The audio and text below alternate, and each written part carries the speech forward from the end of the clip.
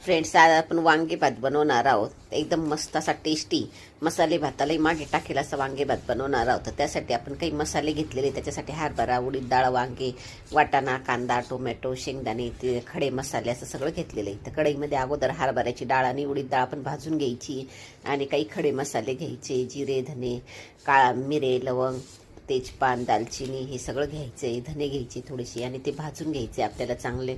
आणि नंतर मग ते मसाला आपल्याला मिक्सरमध्ये बारीक करून घ्यायचा आहे. डाळीसहित तो बारीक करायचा आहे. आणि नंतर मग आपण कुकरमध्ये तेलाला फोडणी द्यायची. त्याच्यात जिरे टाकायचे, तेजपान टाकायचं आहे आणि कांदा, टोमॅटो, वाटाणा हे सगळं टाकून आपल्याला परतून घ्यायचे. चांगलं मस्त तेल सुटेपर्यंत आपल्याला हे परतून घ्यायचे. वांगे टाकायचे, त्याच्यात ते परतायचे आपल्याला चांगले 1 ते 2 मिनटं.